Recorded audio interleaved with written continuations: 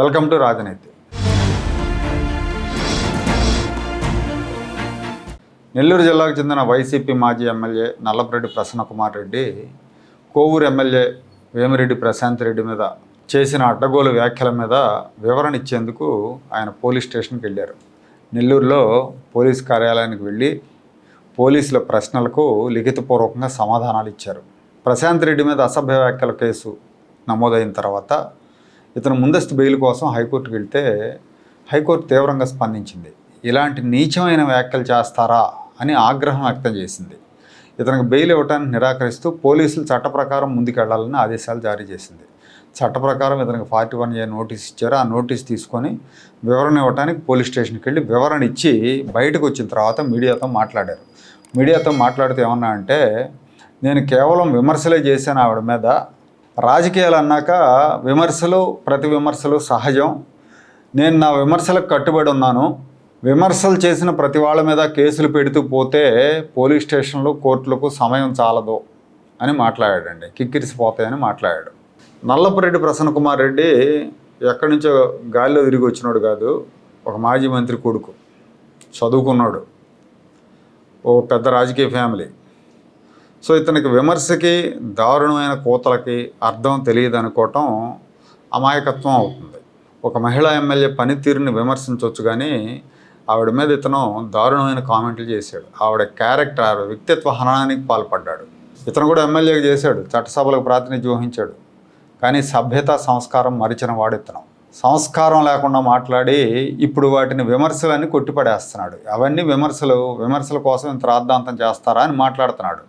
Right, Prasanna Kumar Reddy మాటల ప్రకారం అవి విమర్శలు అనుకుందాం. మరి ఇదే రకమైన విమర్శలు ఇతను ప్రశాంత్ రెడ్డిని ఏమైతే అన్నాడో అవే మాటలని ఈ ప్రసన్నకుమార్ రెడ్డి తల్లిని, ఈ ప్రసన్నకుమార్ రెడ్డి భార్యని అంటే ఇతనికి ఎలా ఉంటుంది? ఆ వేముందులే విమర్శలన్నీ తీసేసుకుని తేలిగ్గా తీసుకుని వెళ్తాడా? ప్రసన్నకుమార్ రెడ్డి చేసిన వ్యాఖ్యలు సభ్య సమాజం హర్షించేవి కాదు. ఒక మహిళా నేతని దారుణంగా అవమానించాడు. ఇవే మాటలు ప్రసన్నకుమార్ రెడ్డి భార్యనంటే అతనికి తెలుస్తుందని ఒప్పే. పైగా సిగ్గు లేకుండా సమర్థించుకుంటున్నాడు. ఆ సమర్థించుకోవటం అతని వ్యక్తిత్వానికి నిదర్శనం అనుకోవాలి. పైగా నెల్లూరులో ఇళ్ల మీద దాడులు చేసే కల్చర్ లేదు, వీళ్ళు వచ్చాక మొదలెట్టారు, ఇది రెడ్ బుక్ రాజ్యాంగం అమలవుతుంది అని మాట్లాడాడు.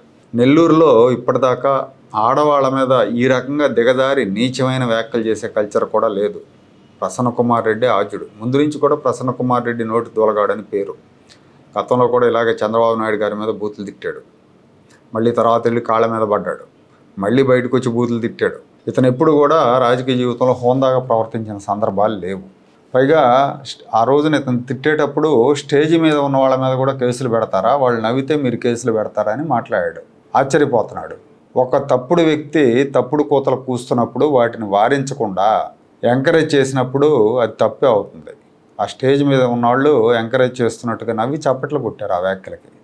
ఖచ్చితంగా వాళ్ళు కూడా ఫలితం అనుభవించాలి. మహాభారతంలో ద్రౌపది వస్త్రాపహరణం జరిగేటప్పుడు సపోర్ట్ చేసిన వాళ్ళందరూ చచ్చారు. కృష్ణుడు అదే చెప్తాడు, మీరందరూ కూడా సపోర్ట్ చేసిన వాళ్ళు ఉన్నారు, అడ్డుకోకుండా ఆనందించిన వాళ్ళు ఉన్నారు, కాబట్టి అందరూ చచ్చారని చెప్పాడు. సో ఇక్కడ జనం చెప్పుతో కొట్టినట్టు బుద్ధి చెప్పారు. రాష్ట్రంలో వైఎస్ఆర్ కాంగ్రెస్ పార్టీకి, ముఖ్యంగా నెల్లూరు జిల్లాలో అయితే స్వీప్ చేసి పడేశారు.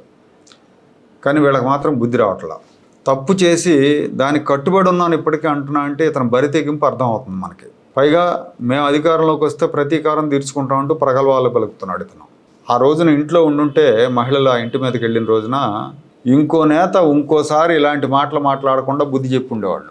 ఇతనికి జరిగిన సన్మానం చూసి మిగతా వాళ్ళు మాట్లాడకుండా ఉండేవాళ్ళు భవిష్యత్తులో. కానీ అదృష్టం ఏంటంటే ఇతను ఆ రోజు లేడు. అధినేతను బట్టి నాయకుడు అంటారు చూడండి, అట్లా అధినేత జగన్మోహన్ రెడ్డిని బట్టి ఈ నాయకులు, ఈ నాయకులను బట్టి వాళ్ళ కార్యకర్తలు, వీళ్ళందరినీ క్రమశిక్షణలో పెట్టాల్సిన బాధ్యత ప్రభుత్వం మీద ఉంది.